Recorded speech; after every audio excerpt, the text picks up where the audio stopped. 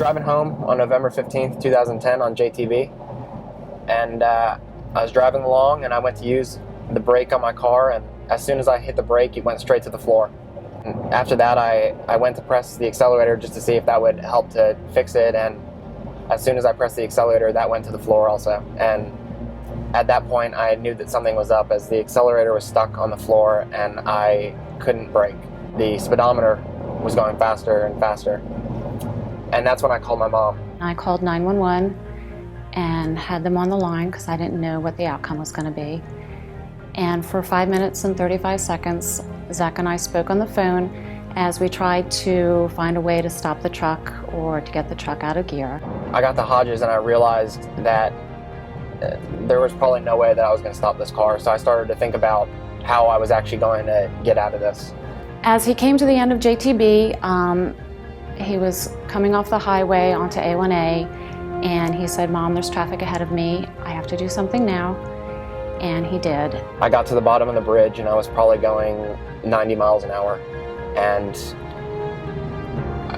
I was trying to avoid cars as it was rush hour traffic. And I came to the edge of JTB, or at that last little hump before you get off onto A1A, and I saw brake lights, so I saw cars in front of me. And I just said to my mom, "Mom, I gotta crash the car." And I took the wheel, I dropped my phone, I took the wheel as hard as I could, and I turned it to the right. I turned off and I flipped once, twice, 3 times, and my car actually landed right here with upside down in these bushes, and that's where, it all happened right here.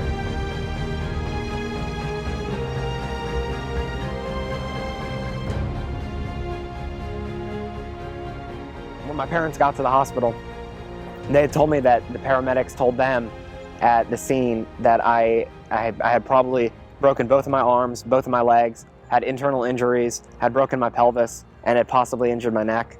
I got to the hospital and they told me that the only thing was wrong with me was I had a concussion and I had some bruising on my shoulder.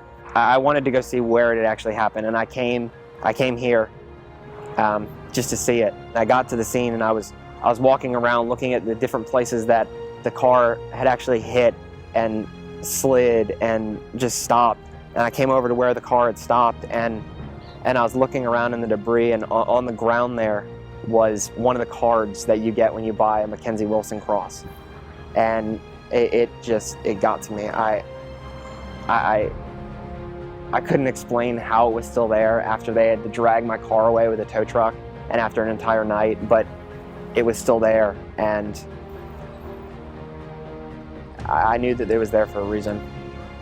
Mackenzie and I were friends in high school. She was a cheerleader, I was on the football team. I was actually injured that year, so I had a chance to get to know her a lot, and I became quite close with her. I drove her home sometimes. I played tennis with her, I went to the gym with her. We had become really close that year, and her passing was so hard on me, and I became so close with the Wilsons after that, and I really think that she was watching over me when the whole thing happened.